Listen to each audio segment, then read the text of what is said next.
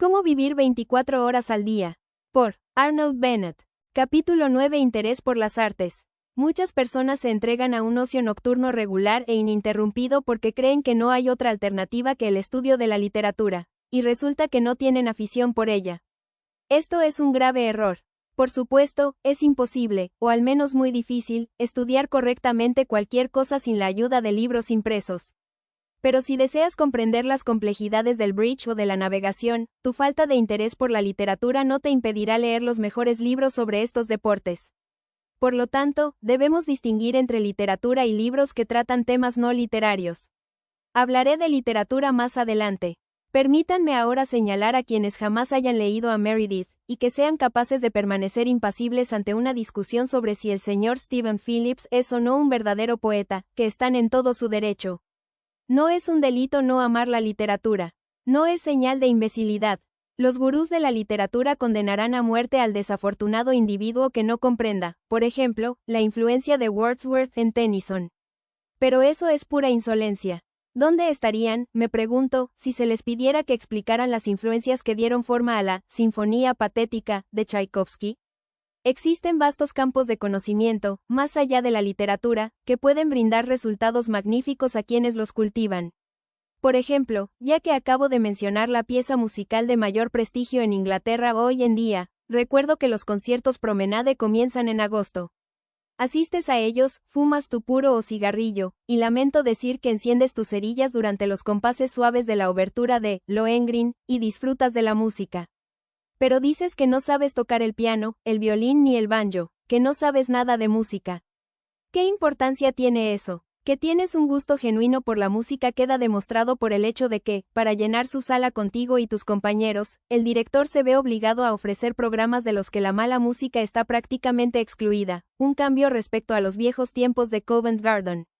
Seguramente tu incapacidad para interpretar la oración de la doncella al piano no te impide familiarizarte con la estructura de la orquesta que escuchas un par de noches a la semana durante un par de meses.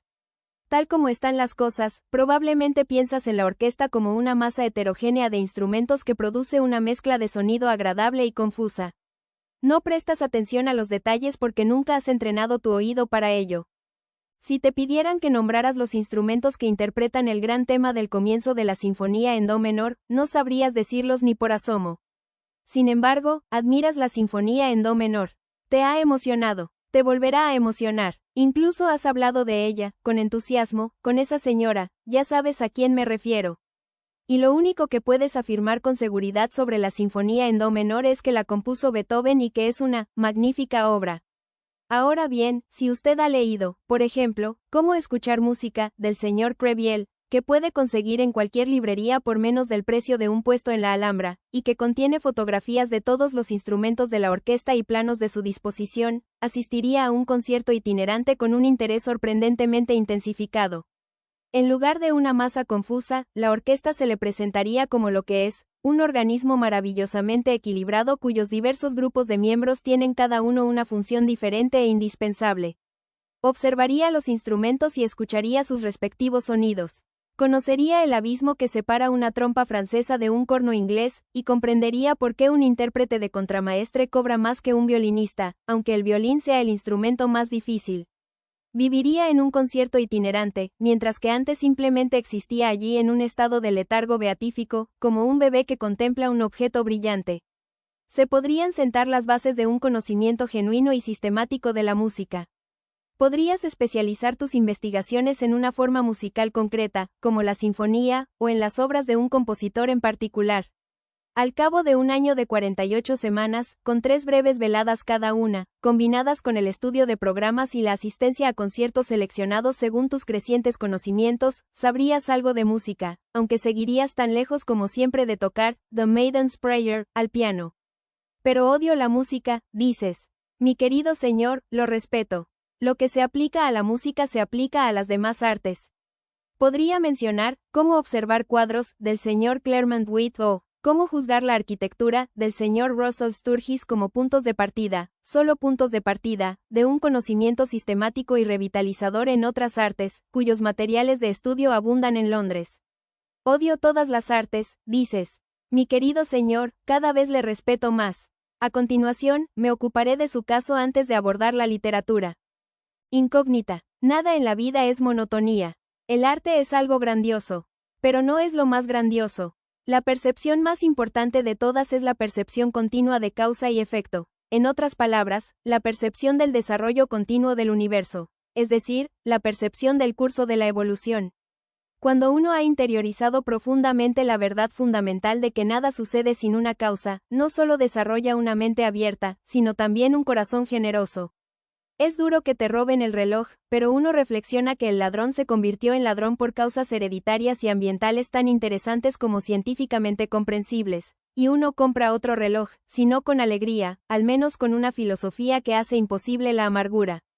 Al estudiar la relación causa-efecto, uno pierde esa absurda actitud que tienen muchos de estar siempre escandalizados y dolidos por las curiosidades de la vida. Estas personas viven en medio de la naturaleza humana como si fuera un país extranjero lleno de costumbres extrañas. Pero, habiendo alcanzado la madurez, uno debería avergonzarse de ser un extraño en tierra extraña. El estudio de la causa y el efecto, si bien atenúa el sufrimiento de la vida, también la embellece. El hombre para quien la evolución es solo un nombre contempla el mar como un espectáculo grandioso y monótono, que puede presenciar en agosto por 3 chelines ida y vuelta en tercera clase. El hombre imbuido de la idea del desarrollo, de la continua relación causa-efecto, percibe en el mar un elemento que anteayer en la geología era vapor, que ayer era ebullición y que mañana inevitablemente será hielo. Él percibe que un líquido es simplemente algo en proceso de solidificación, y se ve invadido por la tremenda y cambiante belleza de la vida. Nada le brindará una satisfacción más duradera que la apreciación constante de esto. Es el fin de toda ciencia. La relación causa-efecto se encuentra en todas partes. Los alquileres subieron en Shepherd's Bush. Fue doloroso e impactante que los alquileres subieran en Shepherd's Bush. Pero hasta cierto punto, todos somos estudiosos de la relación causa-efecto, y no había un empleado almorzando en un restaurante Lyons que no atara cabos y viera en el antiguo Twopenny Tube la causa de la excesiva demanda de wigwams en Shepherd's Bush, y en esa excesiva demanda de wigwams la causa del aumento de su precio. Sencillo, dices con desdén. Todo, el complejo funcionamiento del universo, es así de simple, si uno logra atar cabos. Y, mi querido señor, tal vez sea usted empleado de una inmobiliaria, odie las artes, desee cultivar su alma inmortal y no le interese su trabajo porque es demasiado monótono. Nada es monótono. La tremenda y cambiante belleza de la vida se muestra maravillosamente en la oficina de un agente inmobiliario. Vaya, hubo un atasco en Oxford Street. Para evitarlo, la gente empezó a circular por debajo de los sótanos y desagües, y el resultado fue una subida de los alquileres en Shepherd's Bush. Y dices que eso no es pintoresco. Imagina que, con este mismo espíritu, estudiaras el mercado inmobiliario londinense durante 1 hora y media cada 2 noches. ¿Acaso no revitalizaría tu negocio y transformaría tu vida por completo? Llegarías a problemas más complejos. ¿Y podrías explicarnos por qué, como resultado natural de causa y efecto, la calle recta más larga de Londres mide aproximadamente 1,5 metros, mientras que la calle completamente recta más larga de París se extiende por kilómetros?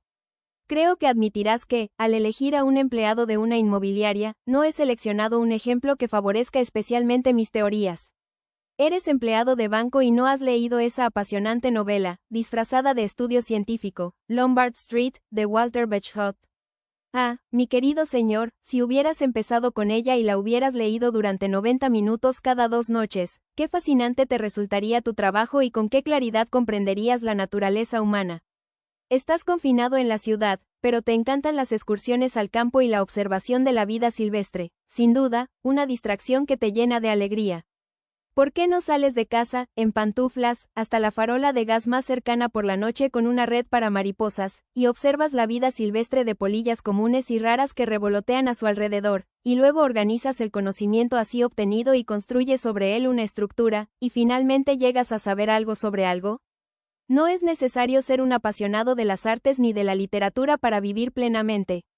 Todo el ámbito de los hábitos y escenas cotidianas está a la espera de satisfacer esa curiosidad que es el sentido de la vida, y cuya satisfacción significa un corazón comprensivo. Prometí ocuparme de tu caso, oh hombre que odias el arte y la literatura, y lo he hecho. Ahora paso al caso de la persona, afortunadamente muy común, a quien sí le gusta leer. Capítulo 11 Lectura seria. Las novelas quedan excluidas de la lectura seria, por lo que aquel que, empeñado en el desarrollo personal, se ha propuesto dedicar 90 minutos 3 veces por semana al estudio exhaustivo de la obra de Charles Dickens, haría bien en reconsiderar sus planes. La razón no es que las novelas no sean serias, parte de la gran literatura universal se presenta en forma de prosa narrativa, sino que las malas novelas no deberían leerse, y las buenas no exigen un esfuerzo mental apreciable por parte del lector. Solo las partes malas de las novelas de Meredith resultan difíciles. Una buena novela te impulsa como una barca río abajo, y llegas al final, quizás sin aliento, pero no agotado. Las mejores novelas requieren el menor esfuerzo. Ahora bien, en el cultivo de la mente, uno de los factores más importantes es precisamente la sensación de esfuerzo, de dificultad, de una tarea que una parte de ti anhela completar y otra anhela eludir, y esa sensación no se experimenta al enfrentarse a una novela. No te pones a trabajar duro para leer, Ana Karenina. Por lo tanto, aunque deberías leer novelas, no deberías leerlas en esos 90 minutos. La poesía imaginativa exige un esfuerzo mental mucho mayor que las novelas. Probablemente sea la forma más intensa de literatura. Es la forma más elevada de literatura. Proporciona el mayor placer y enseña la sabiduría más elevada. En resumen, no hay nada comparable. Lo digo con la triste conciencia de que la mayoría de la gente no lee poesía. Estoy convencido de que muchas personas excelentes, si tuvieran que elegir entre leer El paraíso perdido y dar vueltas a Trafalgar Square al mediodía de rodillas, vestidas con cilicio, optarían por la humillación del ridículo público. Aún así, nunca dejaré de aconsejar a mis amigos y enemigos que lean poesía antes que nada. Si para usted la poesía es lo que se denomina un libro cerrado, comience leyendo el famoso ensayo de Hazlitt sobre la naturaleza de la poesía en general. Es la mejor obra de su género en inglés, y nadie que la haya leído puede pensar erróneamente que la poesía es una tortura medieval, un elefante enloquecido o un arma que se disparará sola y matará a 40 pasos. De hecho, es difícil imaginar el estado mental de quien, tras leer el ensayo de Hazlitt, no sienta un deseo imperioso de leer poesía antes de su próxima comida. Si el ensayo le inspira, le sugiero que comience con poesía puramente narrativa. Existe una novela inglesa infinitamente superior, escrita por una mujer, a cualquier obra de George Eliot, las hermanas Bronte o incluso Jane Austen, que quizás no hayas leído. Se titula Aurora Leigh, y su autora es E.B. Browning. Está escrita en verso y contiene una cantidad considerable de poesía verdaderamente exquisita. Decide leerla completa, aunque te cueste la vida. Olvida que se trata de poesía de alta calidad. Léela simplemente por la historia y las ideas sociales que plantea. Y cuando termines, pregúntate con sinceridad si aún te disgusta la poesía. Conozco a más de una persona para quien, Aurora Leigh, ha sido la prueba de que, al creer que odiaban la poesía, estaban completamente equivocados. Por supuesto, si después de Hazlitt, y de un experimento realizado a la luz de su obra, finalmente te convences de que hay algo en ti que se opone a la poesía, debes conformarte con la historia o la filosofía.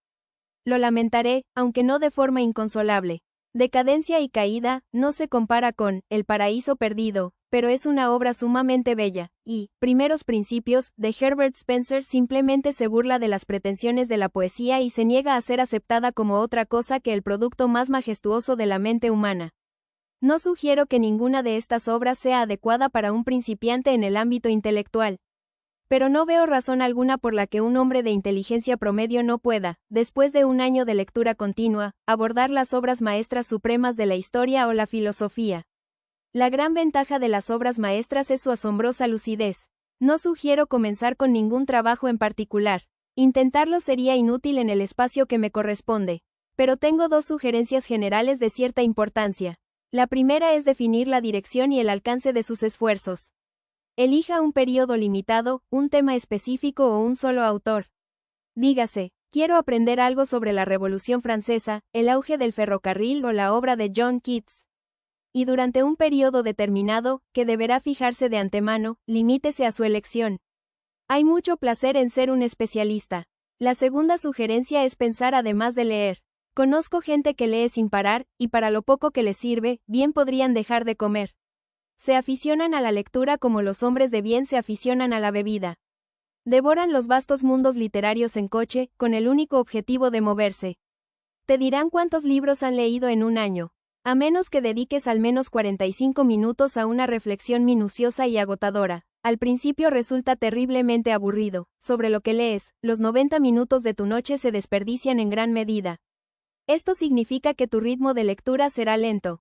No importa, olvídate del objetivo, piensa solo en el paisaje que te rodea, y después de un tiempo, quizás cuando menos te lo esperes, te encontrarás de repente en un pueblo encantador en la cima de una colina. Capítulo 12. Peligros a evitar. No puedo concluir estas reflexiones, a menudo, me temo, demasiado didácticas y abruptas, sobre el pleno aprovechamiento del tiempo para el gran fin de vivir, a diferencia de vegetar, sin referirme brevemente a ciertos peligros que acechan al aspirante sincero a la vida. El primero es el terrible peligro de convertirse en la más odiosa e insoportable de las personas, un mojigato. Un mojigato es un individuo presumido que se da aires de sabiduría superior. Un mojigato es un necio pomposo que ha salido a dar un paseo ceremonial y, sin darse cuenta, ha perdido una parte importante de su atuendo, el sentido del humor. Un mojigato es un individuo tedioso que, tras un descubrimiento, queda tan impresionado por él que es capaz de disgustarse profundamente porque el mundo entero no comparte esa impresión.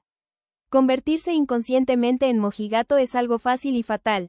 Por lo tanto, cuando uno se embarca en la tarea de usar todo su tiempo, conviene recordar que el material con el que se cuenta es el propio tiempo, no el ajeno, que la Tierra giraba con bastante tranquilidad antes de que uno empezara a administrar sus horas, y que seguirá girando con bastante tranquilidad, tanto si uno tiene éxito como si no en su nuevo papel de administrador del tiempo. Es mejor no hablar demasiado de lo que uno está haciendo, ni mostrar una tristeza excesiva ante el espectáculo de un mundo entero que desperdicia deliberadamente tantas horas cada día, y por lo tanto, nunca vive realmente. Al final, se descubrirá que, al cuidar de uno mismo, uno tiene todo lo que puede hacer. Otro peligro es el de estar atado a un programa como un esclavo a un carro. No hay que permitir que el programa se apodere de uno. Hay que respetarlo, pero no venerarlo como un fetiche. Un programa de trabajo diario no es una religión. Esto parece obvio. Sin embargo, conozco hombres cuyas vidas son una carga para sí mismos y una carga angustiosa para sus familiares y amigos simplemente porque no han comprendido lo evidente. Oh, no, he oído exclamar a la esposa mártir, Arthur siempre saca al perro a pasear a las 8 y siempre empieza a leer a las 9 menos cuarto. Así que es impensable que debamos, etcétera, etcétera. Y el tono de absoluta rotundidad en esa voz lastimera revela la tragedia insospechada y ridícula de una vida. Por otro lado, un programa es un programa. Y a menos que se le trate con deferencia, deja de ser algo más que una broma de mal gusto. Tratar un programa con la deferencia justa, con la flexibilidad justa, no es tan sencillo como puede parecerle a un inexperto. Otro peligro es el de desarrollar una política de prisas, de obsesionarse cada vez más con lo que hay que hacer a continuación. De este modo, uno puede llegar a vivir como en una prisión, y su vida puede dejar de pertenecerle. Uno puede sacar al perro a pasear a las 8 y meditar todo el tiempo sobre el hecho de que debe empezar a leer a las 9 menos cuarto y que no debe llegar tarde. Y desviarse del plan de forma deliberada no ayudará a solucionar el problema. El problema no radica en persistir sin flexibilidad en lo que se ha intentado, sino en intentar abarcar demasiado desde el principio, en sobrecargar el plan hasta el límite. La única solución es reestructurar el plan e intentar menos. Pero el apetito por el conocimiento crece con aquello de lo que se nutre, y hay quienes llegan a disfrutar de una constante y vertiginosa actividad. De ello se puede decir que una constante y vertiginosa actividad es mejor que una eterna siesta. En cualquier caso, si el programa tiende a ser opresivo y uno no desea modificarlo, un excelente paliativo es pasar con exagerada deliberación de una parte a otra. Por ejemplo, dedicar 5 minutos a una perfecta quietud mental entre encadenar al San Bernardo y abrir el libro. En otras palabras, desperdiciar 5 minutos con la plena conciencia de desperdiciarlos. El último y principal peligro que quisiera señalar es uno al que ya me he referido, el riesgo de un fracaso al inicio del proyecto. Debo insistir en ello. Un fallo en el inicio puede fácilmente aniquilar el impulso inicial hacia una vitalidad plena, por lo que deben tomarse todas las precauciones para evitarlo. No hay que sobrecargar ese impulso.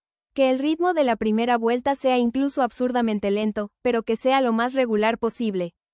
Y, una vez que te hayas propuesto una tarea, consíguela a toda costa, sin importar el tedio o la aversión. La satisfacción personal que se obtiene al realizar un trabajo arduo es inmensa. Finalmente, al elegir las primeras actividades de esas horas de la tarde, déjese guiar únicamente por su gusto e inclinación natural. Es estupendo ser una enciclopedia andante de filosofía, pero si no te gusta la filosofía y prefieres la historia natural de los pregones callejeros, mejor deja la filosofía de lado y dedícate a los pregones callejeros. Fin del libro Cómo vivir con 24 horas al día.